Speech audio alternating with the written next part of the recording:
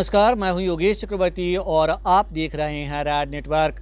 बिहार में सरकार बने 2 महीने से ज़्यादा हो गए हैं, लेकिन सरकार की स्थिरता को लेकर सवाल खड़े हो रहे हैं। अटकलों का बाजार गर्म है।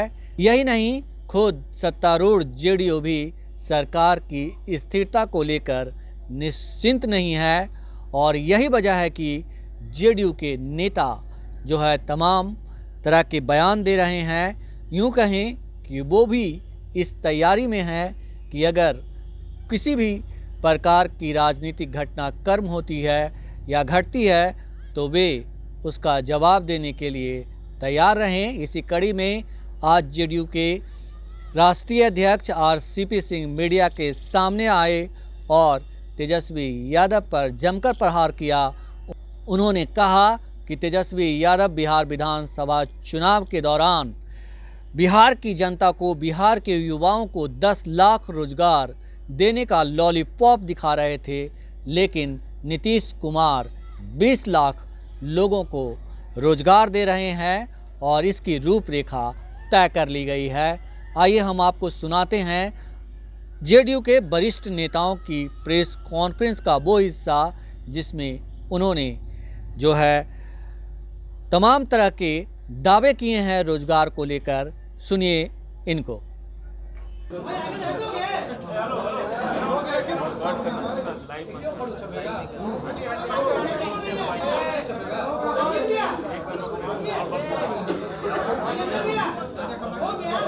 पार्टी के राष्ट्रीय अध्यक्ष माननीय रामचंद्र बाबू, पार्टी के संसदीय दल के नेता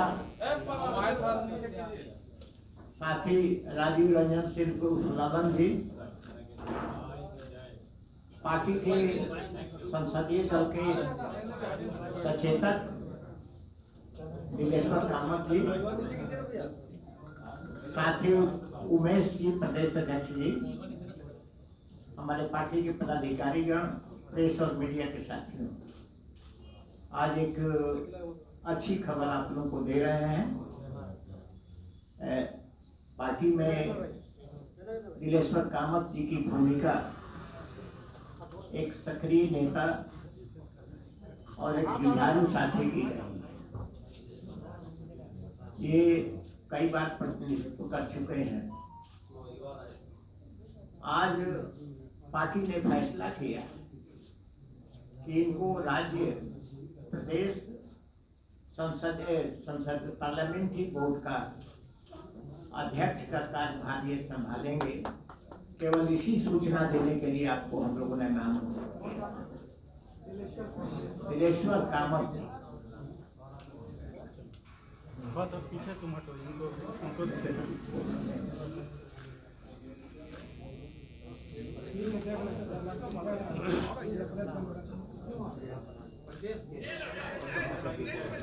कुछ नहीं, अब 2 मिनट बोल लेंगे रामचंद्र बाबू, 2 मिनट। अब माननीय रामचंद्र बाबू को आग्रह करता हूँ कि 2 शब्द आप लोगों को संबोधित।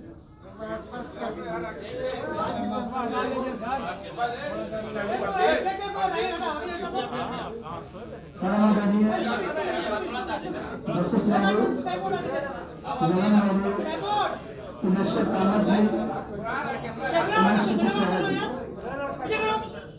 अभी हमारे माननीय वशिष्ठ बाबू ने आपके सामने घोषणा की है कि जो स्टेट पार्लियामेंट्री बोर्ड है हमारा, उसका पद रिक्त था। उस पर हमारे पार्टी के जो सुपौल से हमारे सांसद हैं और लोकसभा में हमारे पार्टी के वो सचेतक भी हैं, वो अब जो है हमारी पार्टी के स्टेट पार्लियामेंट्री बोर्ड के अध्यक्ष। इसी सूचना के लिए हम लोग आज एकत्रित हुए थे। साथ ही आप जानते हैं कि कल ही जो बैठक हुई थी राज्य कार्यकारिणी की और राज्य परिषद की, उसमें उमेश सिंह कुशवाहा जी को प्रदेश के अध्यक्ष का पद दिया गया है। उमेश सिंह कुशवाहा जी पार्टी के संगठन में पहले से भी काम करते रहे हैं और हमारे जो किसान प्रकोष्ठ है उसके अध्यक्ष भी रहे हैं। माननीय विधायक भी रहे हैं, युवा हैं और हमेशा क्षेत्र में और बिहार में सक्रिय रहे हैं। और इनके आने से निश्चित रूप से जो हमारा संगठन है, हमारे जो वरिष्ठ बाबू हैं, जो हमारे पूर्व प्रदेश अध्यक्ष हैं, उनके निर्देश पर जब वो काम करेंगे तो हमारा संगठन और भी मजबूत होगा। आज की तारीख में जनता दल यू का जो संगठन है, आप सब अवगत हैं, बूथ स्तर तक हम लोग पहुंच गए हैं।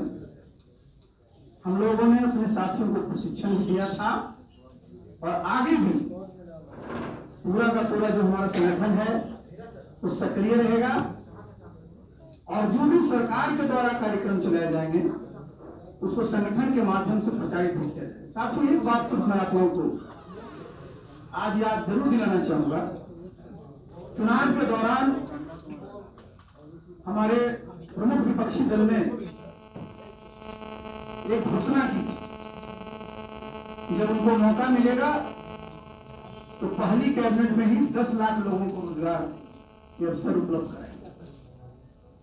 उनको तो अवसर नहीं मिला और ये किस तरह की घोषणा किया था आप सब जानते हैं। लेकिन हमारे नेता नीतीश बाबू ने फिर से जब एनडीए की कमान संभाली और बिहार के मुख्यमंत्री का पद संभाला तो पहले ही कैबिनेट में हमारे नेता ने चुनाव के दौरान इस पर घोषणा नहीं की, लेकिन पहले ही कैबिनेट में यह ऐतिहासिक निर्णय लिया कि सरकार अगले 5 वर्षों में 20 लाख से ज्यादा रोजगार के अवसर पैदा करें।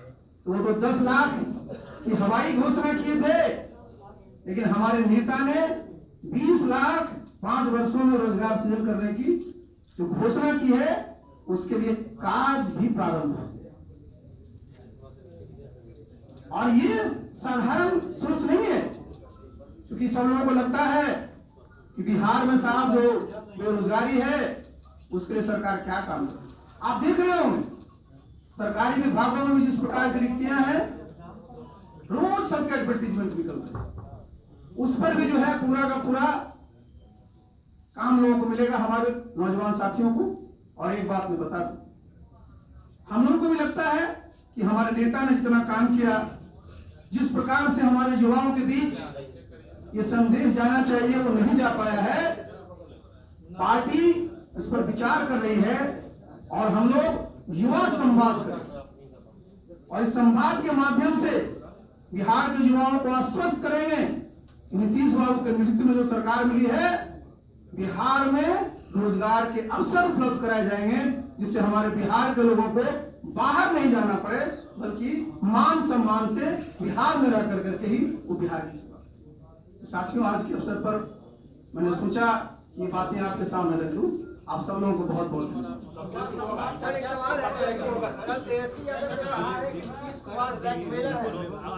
जिनका आप नाम ले रहे हैं उनको ब्लैकमेलर लिखने भी नहीं आता। और नीतीश बाबू बिहार के लोग जानते हैं, काम करने वाले हैं। ये सब शब्द उन्हीं लोगों के पास रहता है, ये उन्हीं के डिक्शनरी में है और उन्हीं को सब शब्द मुबारक है।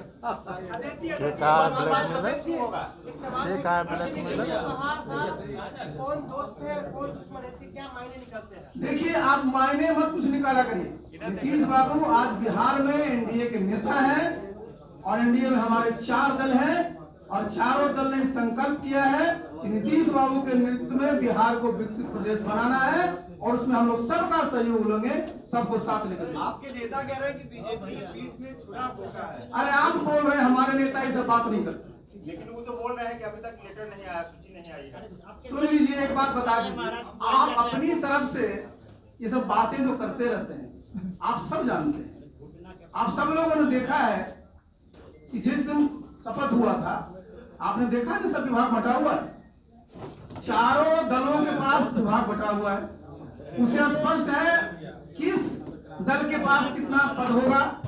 और आप भी जानते हैं कि भाई जब भी मंत्रिमंडल का विस्तार होता है तो बिहार में भी आप लोग शुभ अशुभ सब समझते रहते हैं और बार बार आप लोग इसको उठा रहे हैं। आपको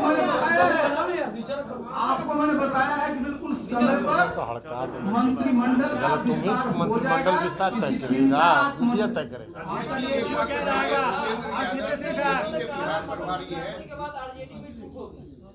अरे हमको किसी के टूट से क्या लेना देना है?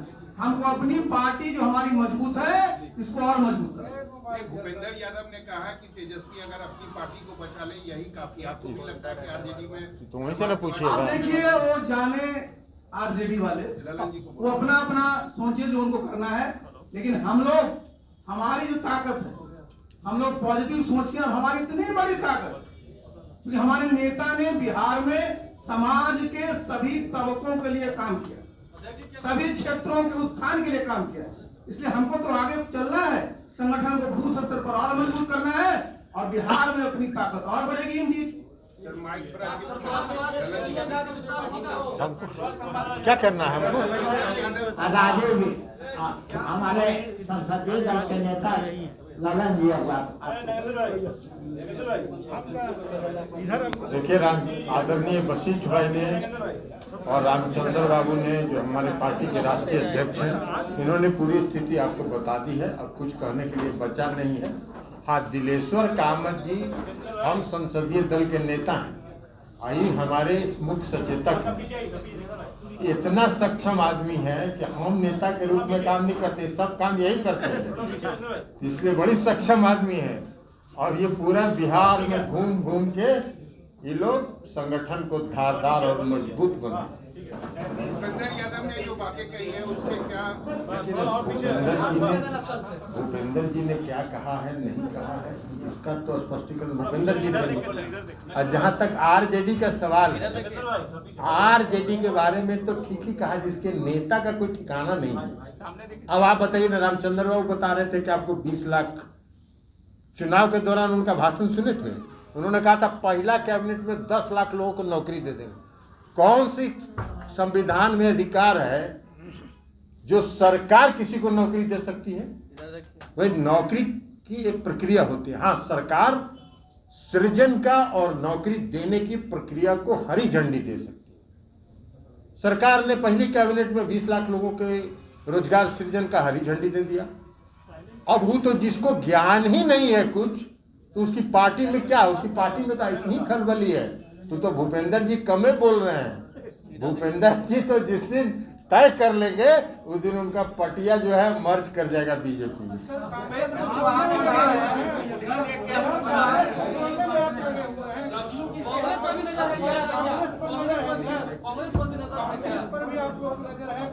हम लोग किसी के बारे में तो बोले ही नहीं है, तो हमको क्या लग रहा है कि कांग्रेस पर नजर है? हम लोग बोले हैं क्या? हम लोग पर कुछ बोले हैं क्या जो हमसे पूछ रहे कांग्रेस पर नजर है? हमको क्या कहें, हमारा नजर विकसित बिहार बनाने का और मुख्यमंत्री का जो संकल्प है 7 निश्चय पार्ट 2 को लक्ष्य तक पहुंचाना।